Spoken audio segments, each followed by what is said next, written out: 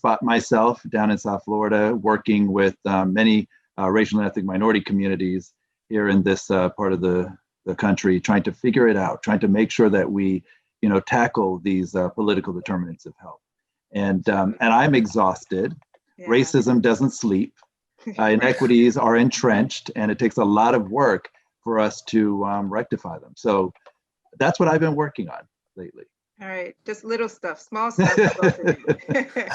No, very big and important things. So Daniel, we'll start with you since you mentioned the political determinants of health. Your book has received a lot of attention. I have it sitting right here beside me. I don't know if folks can see it. And can you just frame for the audience what is meant by political determinants of health? We've heard lots about social determinants of health to the point where it's kind of jargon, honestly, but even beyond that, conceptually, I think people are getting it, that there's just more to impacting health and beyond what's happening in the healthcare system and the hospital and the doctor's office, but all these other, opportunities and conditions that are in communities that impact health. And then we hear more language also now about the structural determinants of health, right? What are those structures and laws and policies that impact those social determinants of health? But now you're elevating the political determinants of health. And I think it's obviously a really important conversation at this time, especially for the field of medicine. So can you describe to us, what do you mean by this? Sure, I would be delighted. Thank you for that opportunity. So, in my newest book, in The Political Determinants of Health, it's my way of introducing a novel framework that seeks to help people understand why, right? Why for far too long, we've simply been nibbling around the edges of the problem of health inequities.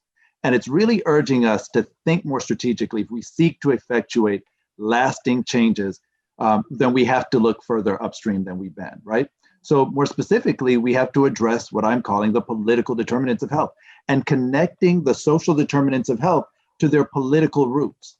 So if you were to envision, think about this for a moment, right? Envision all of society sitting on the banks of a mighty river. So we're going to go fishing. We're finding nourishment in the resources that the river provides. The health inequities that we face are represented by the differences in the caliber and quantity of the fish that we encounter. Some people, as you know, have a bounty of healthy fish and vegetation to feed off of, while others may have only small fish, no vegetation, or malnourished fish, right? Or even no fish. Different people having access to different types of resources and different parts of the river represents the social determinants of health.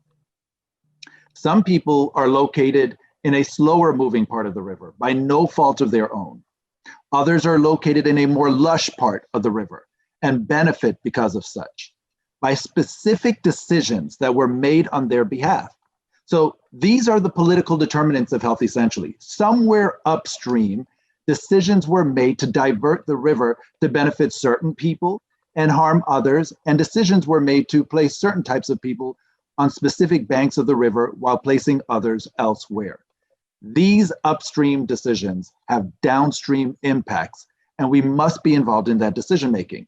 So just to put it all in context, when you think about all of the underlying conditions that have put Black, Indigenous, and other people of color at greater risk of COVID, right, or dying from COVID, the inequities that predated COVID didn't just suddenly appear, nor are they inapplicable. We know that many of these population groups live in neighborhoods. They still contend with neighborhoods that are largely devoid of health protective resources or health sustaining resources. So, and in fact, many of these determinants or drivers, have created, perpetuated, and exacerbated these inequities. So when we think about COVID today, it's not striking all equally because our economic and social policies haven't been benefiting all equally.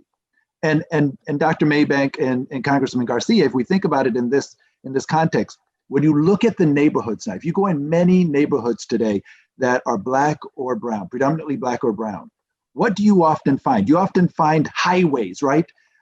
Cutting right through these neighborhoods. You'll see bus depots that were placed right next to these communities or in these communities, or parking lots. And you can take the issue of asthma, for instance, that puts us at higher risk of COVID. Many of these neighborhoods we know have higher polluted air levels. But why is that happening? We know public health shows us it's because of these infrastructure that were located there. But I'm now pushing this notion of thinking about how they came to exist in the first place. How did these highways get there? We know it's because of the Highway Act. How did these bus depots get placed there? We know, again, it was another policy. Or how did these houses get displaced, right? How did hundreds of thousands of racial and ethnic minorities get displaced? It's because their homes, their apartments were raised owing to another public policy at all levels, whether local, state, or federal. I hope that after today that they understand that health equity begins and ends with the political determinants of health. We can no longer continue to pretend that these aren't connected. These social determinants are not connected to a political decision. We have to continue to engage in these very tough conversations around race, place, and class if we are going to move that needle. And I do think it's important, that folks understand that when they are working in certain communities, that they don't make the judgments that we've been making all along, that others have made, right, about the people who live in these communities. It's so easy to judge a community because we're such a transient community, and we forget the history of these communities. We forget, which past policies and programs at all levels have created and perpetuated and exacerbated these inequities. So I think it's so important that people realize when they're looking at these communities and they are judging them, that they realize that these political determinants have a compounding effect over personal responsibility. When you look at these groups that we've been talking about, Black, Indigenous, and other people of color, they often try to act responsibly.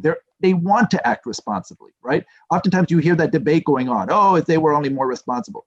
But what they don't realize is that there are structural and institutional and even interpersonal obstacles hindering them, because beneath these communities' notice, these political determinants have been pulling, and they continue to pull strings that prevent them from achieving their optimal level of health. So I'm hoping that will resonate and that will stick, and that they will use their power and privilege to effect those changes, to push back and address those political determinants of health.